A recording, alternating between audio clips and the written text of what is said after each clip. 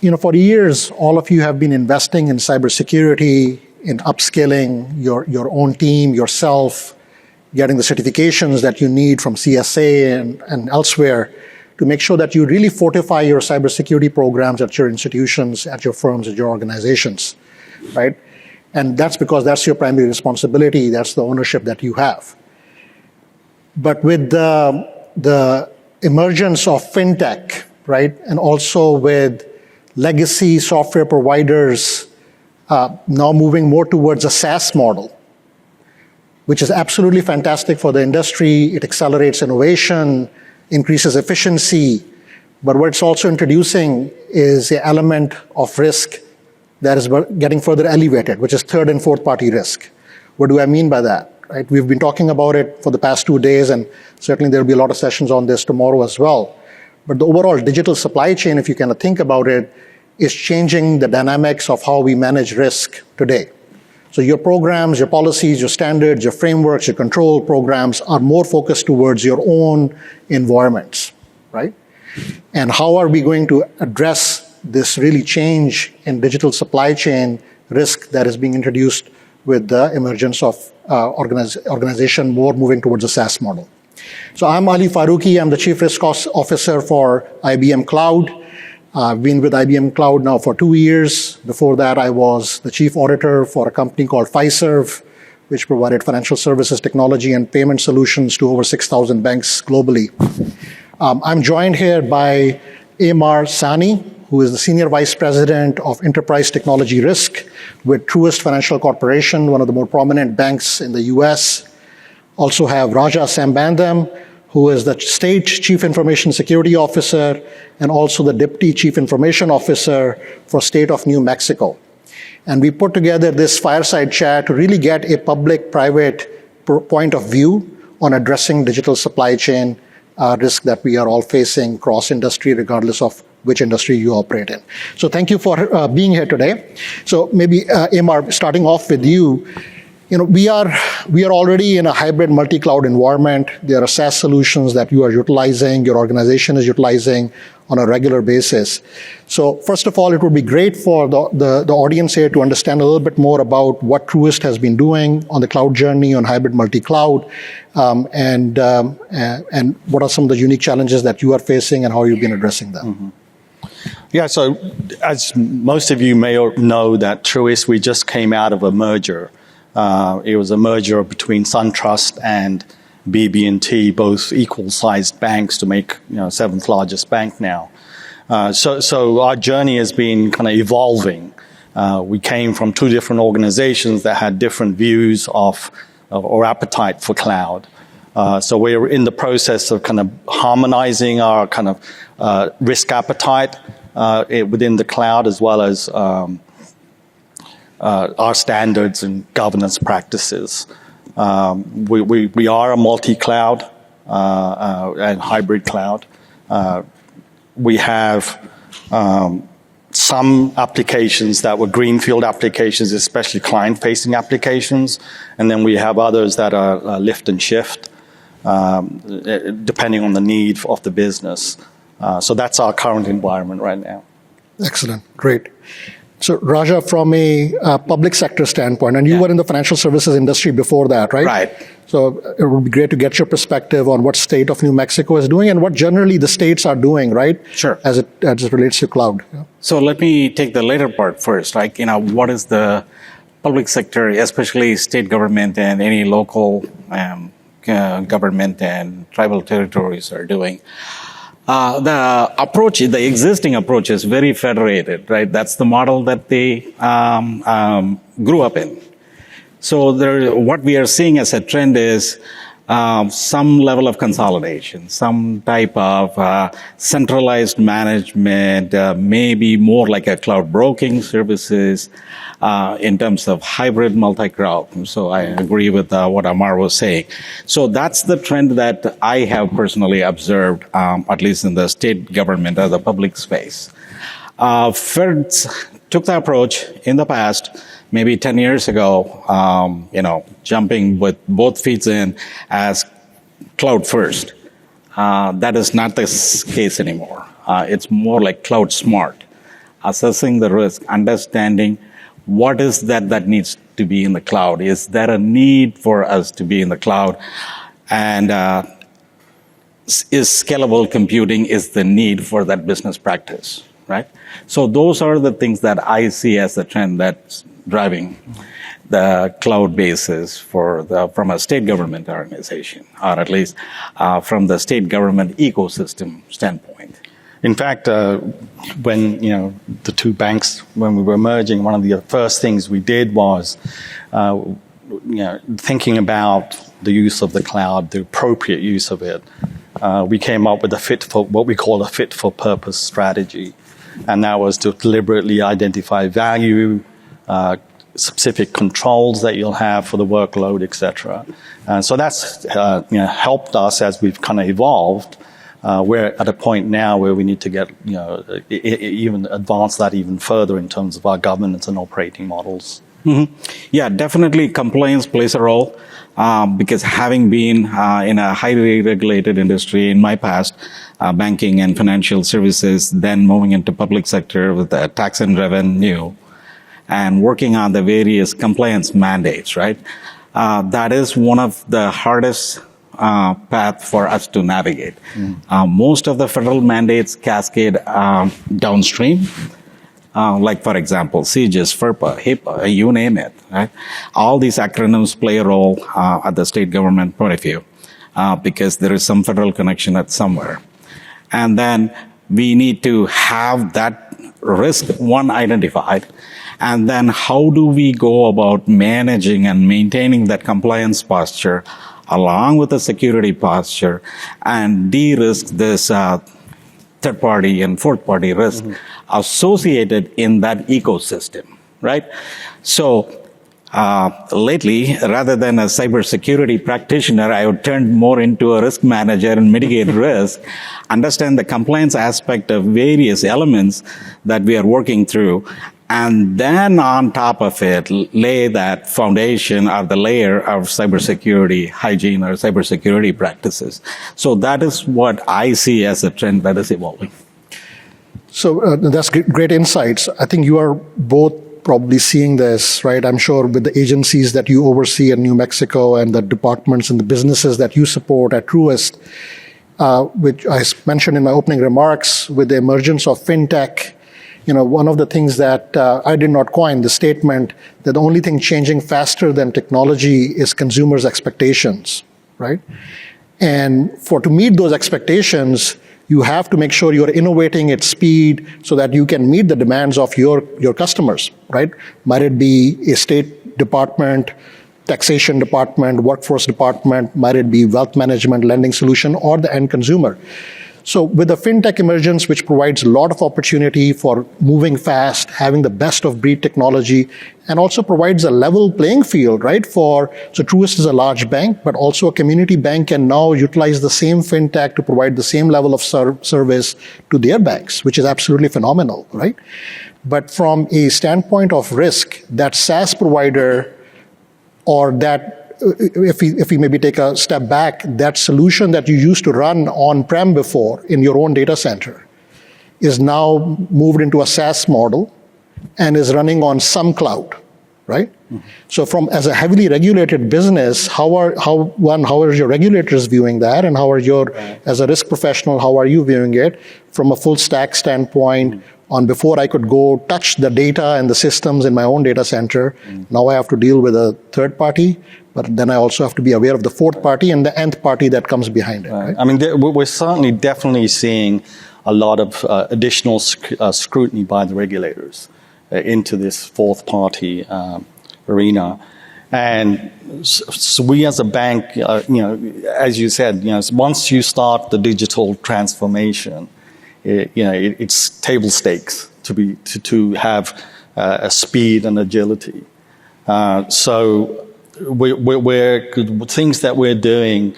We're relooking at our third-party vendor management program, risk management program, and really looking at enhancing it in terms of the one vehicle that we have for a third party and a fourth party is our contracts, right?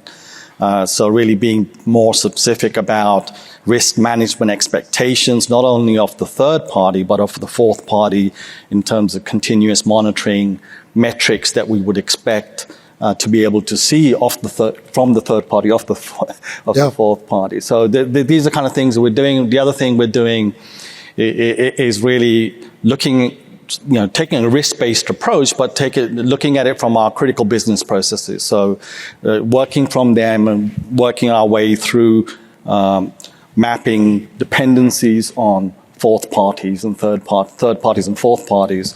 So we have a clear understanding where the risk is, potential risk is, because if you think about it, on average, I read somewhere, most organizations have at least 1,000 third parties, but when you get into fourth parties, it exponentially grows. So you really, just for efficiency, you have to have a risk-based approach.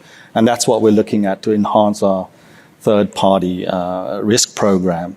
And another thing that we're doing right now is we're initiating a operational risk scenario where, we look at CSPs having outages and, again, working through our critical business processes, looking at the impact of that and how do we address that and prepare for that. The critical business processes or important business services, right? At least outside of US, banks typically and the regulators take that type of approach, right? Where you cannot take the same level of scrutiny to the business processes that may not be critical and they have to be treated a little bit differently. There may be a little bit more leniency, but identification of what those critical business processes is in a full suite of product, right? So if you kind of think about it today, and I won't pretend to say that I understand Truist's full ecosystem, but if you have a lending solution or retail payments platform, my understanding is that in that type of a platform, there would be anywhere from X to Y number of third parties that are providing support, right? So identification of those, where they are running, and what standards are they following, right? Yeah. So the first part is what are the bank's critical business processes, right? So that's part of the business continuity. You got to identify those, and then now it's really getting deeper, looking at what are the participants in that business process, third parties, fourth parties, even fifth parties. Right. From a regulatory perspective, they expect the bank, we own the risk. Of course. So at the end of the day, whether it's a third party, fourth or fifth party, it's our responsibility to make sure we're monitoring that and keeping it within our risk appetite. Yeah, and so we've been, as IBM Cloud, we've been spending quite a bit of time with the industry, but also with regulators, right? The federal banking agencies, as well as the government agencies overseeing critical infrastructure.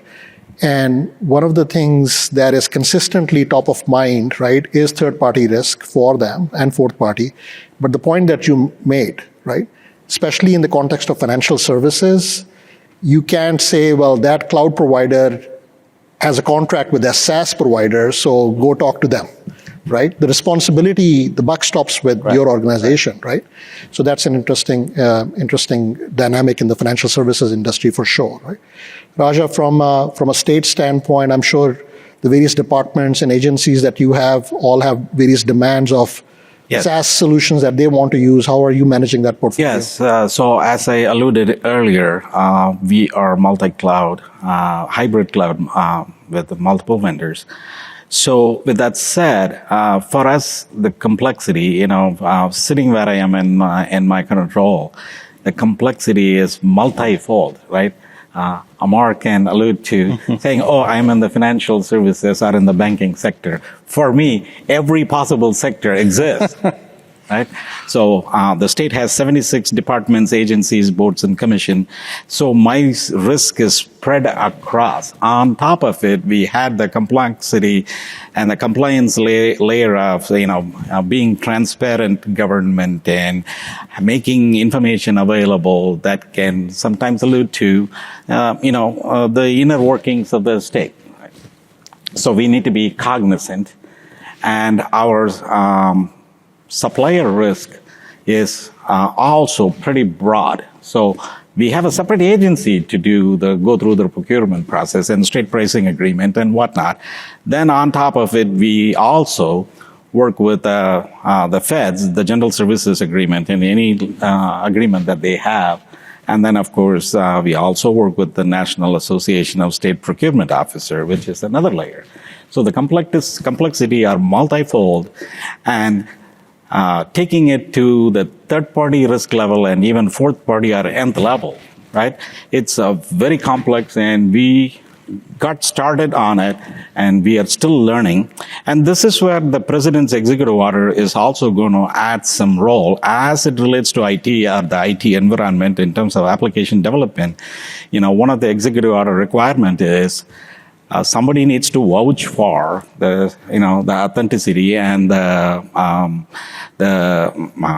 less vulnerability that the code has, right? Somebody needs to vouch for it.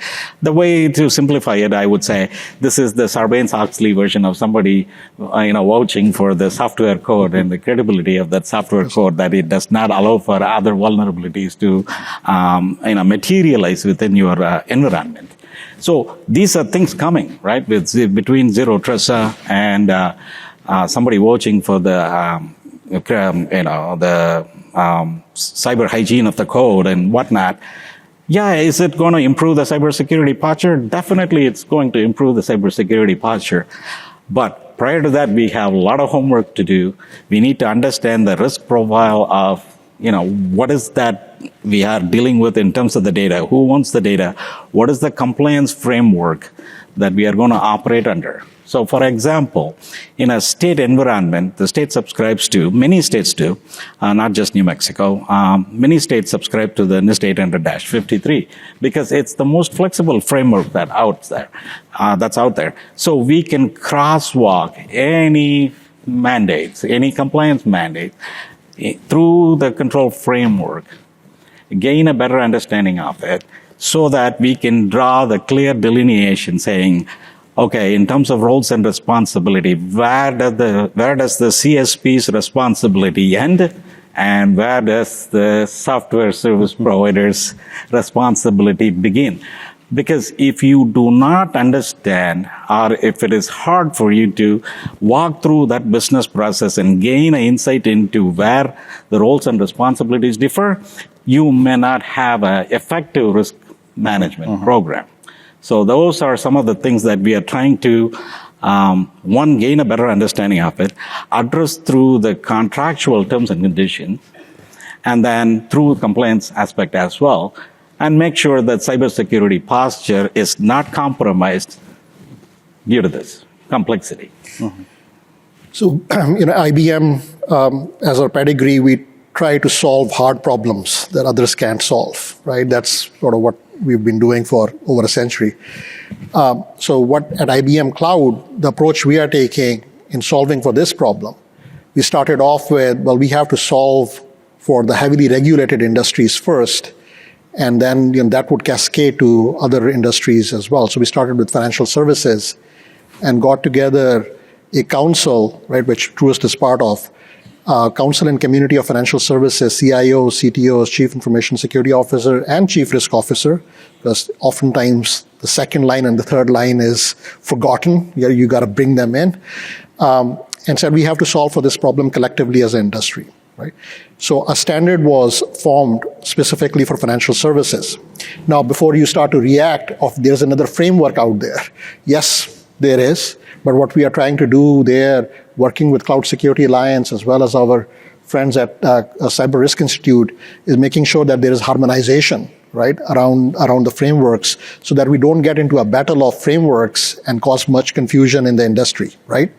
So with that standard that this council has developed, one of the contributions that we have as IBM is for the SaaS providers that are coming on to IBM Cloud, they have to meet the requirements of that standard, which is based on NIST 853 as the dominant control portfolio, but plus customized to meet the financial services specific requirements, and then obviously extended beyond to other industries.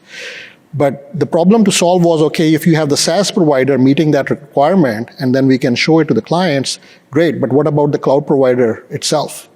So we embarked on a multi-year journey to make sure that we also comply with the same standards and can give the level of assurance to the clients. Hence, providing parity of controls between the SaaS provider and the underlying cloud provider. So it's a one-stop shop from a standards implementation standpoint. And then we've got obviously some assets within IBM Cloud Security and Compliance Center that provides for ongoing automation. So that's our contribution to date on solving for this big industry problem that exists, right? Not just in one sector, across multiple sectors. But it does require a paradigm shift, right? I mean, the checklist approach of doing vendor due diligence, doing it 6 months ago, is it still applicable or not? There is value in that for sure, and that must be done, right?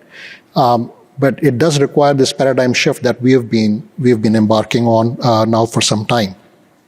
So, from your lens, from your standpoint, how do you see various different frameworks that you may be adopting, right? As part of, I'm sure you've got CCM, right, as part of your portfolio as well. How are you seeing, parity of some of those frameworks, and what are you doing within your own organizations to hold cloud service provider standards as well as SaaS providers? Would welcome your thoughts on that. Right. Yeah. So as I said, we're two different banks joined together, coming out of the merger. Our controls are based on NIST 853 and CSA framework. But within the banking business, it's a very competitive business. So it's a fine line. You have to balance risk with speed and agility. And so I think with regards to frameworks, you have to. It really does depend on your particular bank's risk appetite, right? And so it's very important to have a standard framework tailored for your bank. Now, however, the foundations are very standardized. And when you look at, just the concentration risk of, the CSPs, there is a need for an industry-wide. And I think an industry-wide view, because, one organization can't mandate certain things. So as an industry, we have to kind of figure out a way to mandate, whether it's some sort of certifications or, for vendors to play in that space. And I think IBM's doing a good job in terms of your ecosystem, in terms of mandating that, your ability to mandate that, and hold vendors, fourth-party vendors accountable. Yeah. That makes sense. Well, that's great. And again, when I started looking into frameworks and standards, right, coming into IBM Cloud, there were so many of them, right? And I felt the Cloud Security Alliance certainly predominantly, well established, as well as well respected. So we said, let's start working with Cloud Security Alliance to make sure there's good level of harmonization to again reduce the framework fatigue that is out there certainly.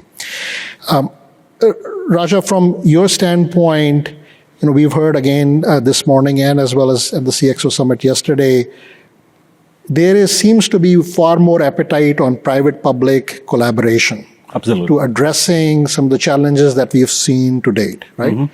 So I know FedRAMP has existed for a number of years. There have been opportunities with that program.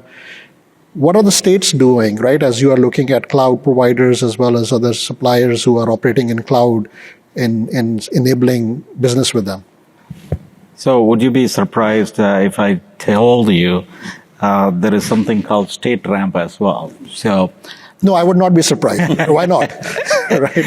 So just very similar to some of meeting the federal requirements, FedRAMP was created so that it's a consistent and standardized process for the vendors to go through and make sure that their control maturity can be defined and explained and understood, right?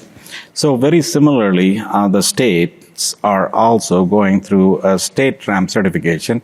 It's pretty much the model and the thought process is very similar to a FedRAMP, but the requirements are a little bit different.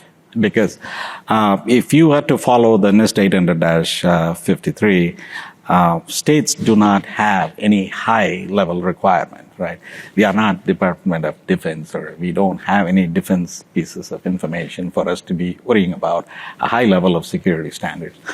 So typically, most of the states would consider they are moderate. Right? They're sensitive information, but they're moderate.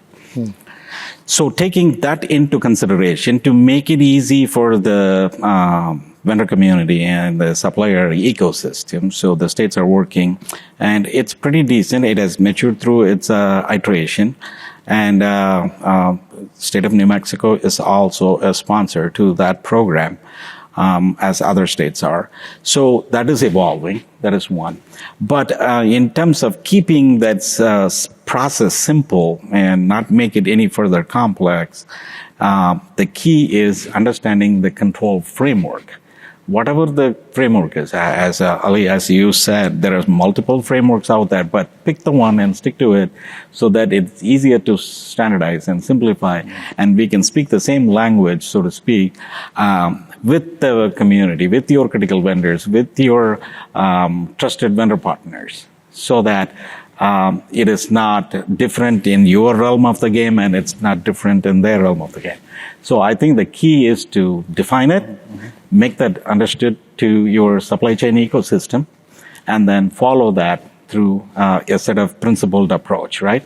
Either it can be achieved through contracts, service level agreement, or, memorandum of understanding, if it's a partner agency, however you see fit, so that, what is your de-risking mechanism? If notification of a cybersecurity incident is a critical thing to you, you can call that out in your contract, saying this needs to be notified within these parameters, in this fashion, to this individual or these roles. Yeah. So that addresses the risk element that you are dealing with, right? Because not everybody practices this. So when bad things happen and a communication needs to be going out to somebody and public services are impacted, the public has a need to know, right? If critical services are not going to be available because of a ransomware or some other issue, they need to be notified. Yeah. Yeah, I totally agree with you. I think with regards to framework, it's, good, obviously, to have a framework, but you got to execute on it too. So when we think about contracts with third parties, we got to start, like you were saying, thinking about risk management, thinking about, because as a bank, we have to demonstrate that we're complying and we have our controls are effective. And so that's the expectation we need to kind of make sure we're clear about, not only for the third party, but also for the fourth and fifth parties as well. And how, we're looking at metrics or whatever it is having a framework, but also executing and demonstrating that your controls are effective is really important. Yep, absolutely. So, Ali, I would also add, for me, it's a little bit complex, so to speak. Sure. I'm not only a service provider for the state, right? I have a common fabric in terms of network connectivity from infrastructure to any other services that we provide to other state agency. But I am also a consumer of some of these services from other parties. So whatever I preach, I need to hold myself accountable for that, That's right? If I mandate X, Y, Z for an agency, then I better have that same rigor applied to my own services, so that I can, have this consistent approach. Yeah. Well, that's great. This has been fascinating, right? And thanks for sharing your insights.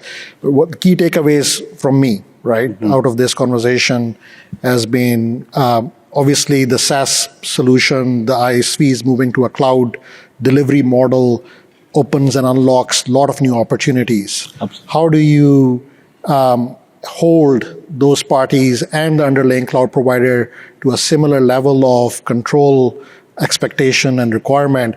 Having a framework is great, but getting it implemented is far more important, right? And then being able to demonstrate, as you said. So some of the regulators that come in to examine you at Truist are the same that come in to examine IBM because of our services that we provide to banks. So we understand that part. Right? But obviously, every organization will have a different risk appetite, risk tolerance, and what would work best for your organization. But at IBM Cloud, we know this is a real big issue that has to be solved, and we've already started the journey. Thanks for having us. Thank you. Thank you. Thanks, everyone. Thanks.